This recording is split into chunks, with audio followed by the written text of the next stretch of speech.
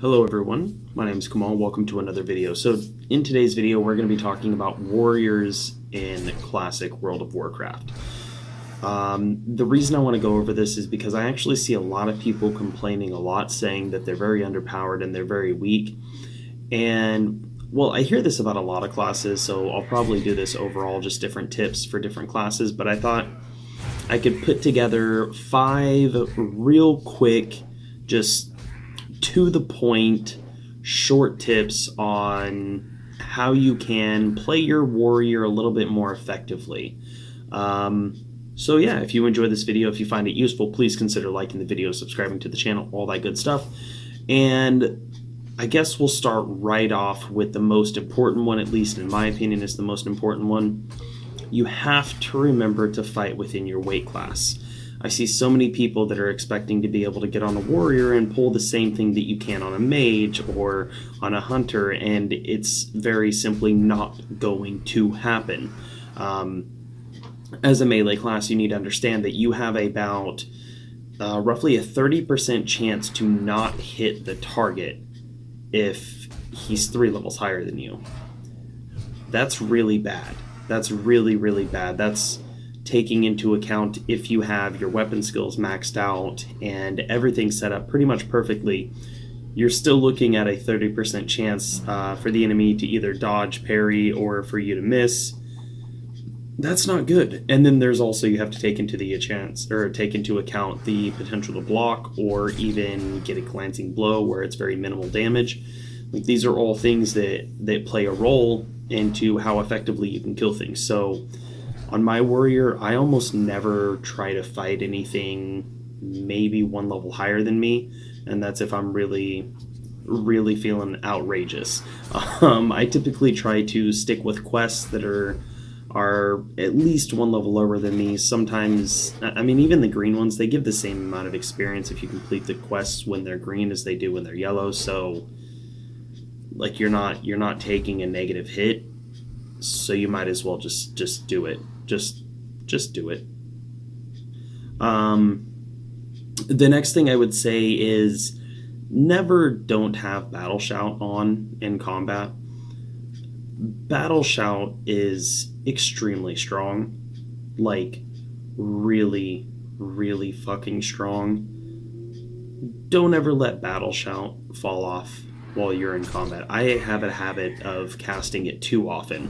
I'll generally cast it when I still have, a minute and a half left on it, just out of not thinking and wanting to make sure that it's up. And that's probably one of the most pivotal things in your damage that you'll see is if you don't have Battle Shout up, you're going to be doing substantially less. It's pretty noticeable, and it really plays, like I've already said, a really, really big role on your ability to output DPS if you don't have this Battle Shout up. And I guess kind of along with that, but at the same time, the third tip, it's going to be to make sure to set yourself up properly with professions. Now, the professions that you're going to want to have on every single one of your characters and you're going to want to keep up to date is going to be cooking, because the food buff is extremely beneficial, and then also just being able to eat to regenerate your life and mana, it's pretty good.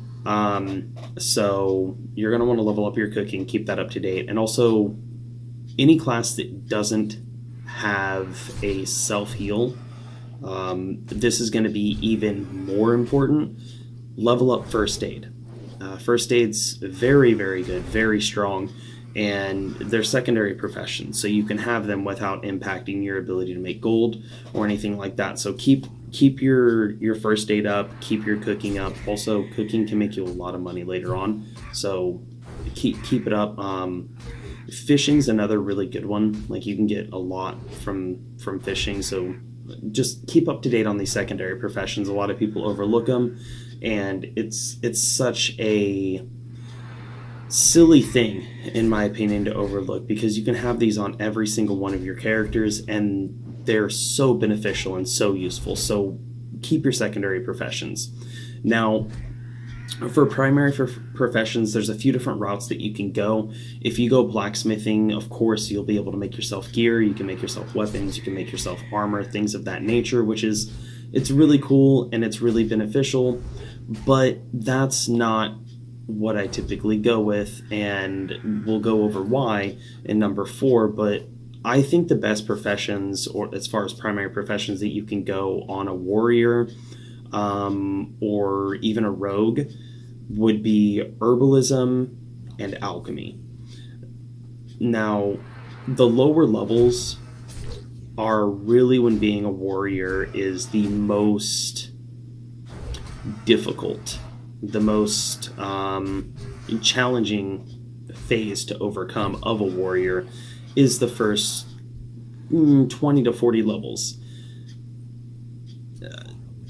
Interestingly enough, when you get alchemy, the first few things that you get are going to be the most beneficial recipes for a melee class. You get strength, defense, health regen, health, and those are all very, very good for melee classes. So warriors at early levels, as well as the entire leveling up process, will benefit greatly from alchemy and herbalism. So that's going to be like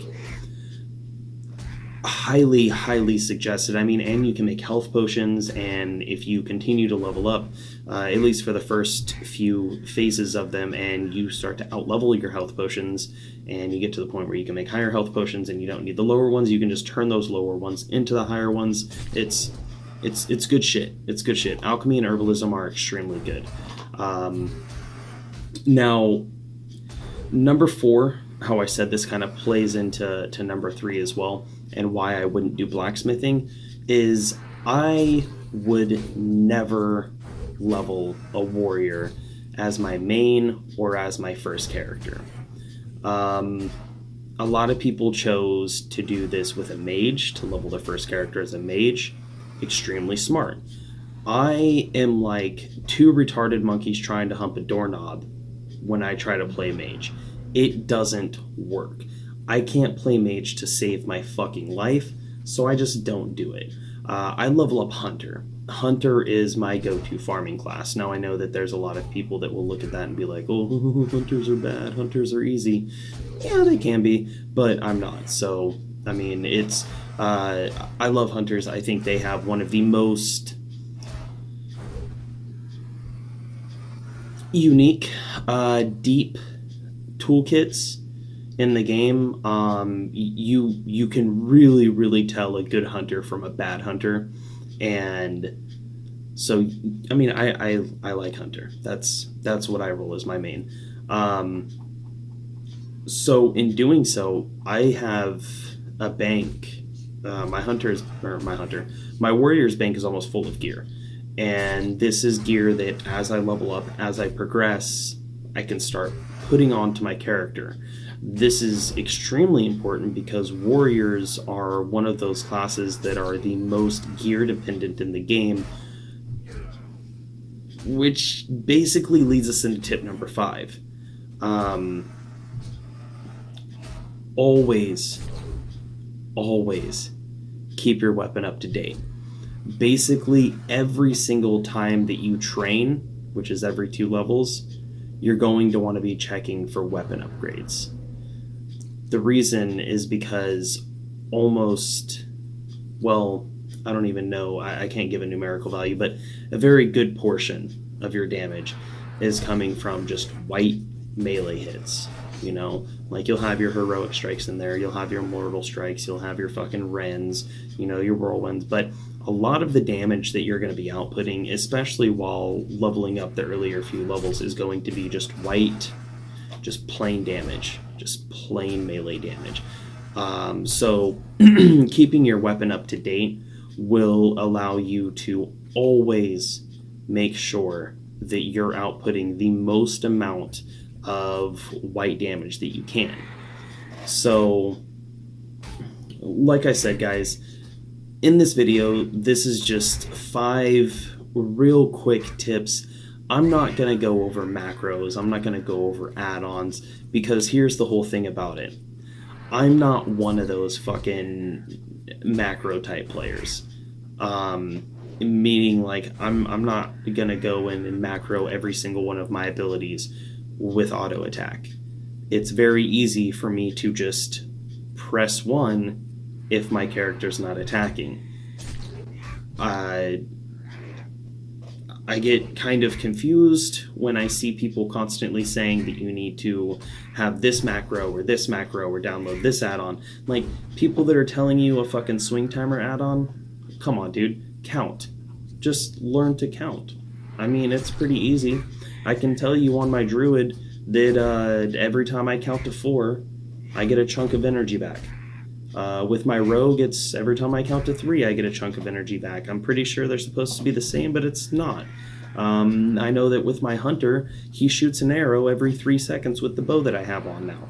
If I change bows, it'll change down to 2.4 seconds, and I can just 1, 2, and there you go. There's 2.5 seconds. It's super easy to learn how to self-manage your characters without having to download and install all this extra bullshit that takes care of it for you.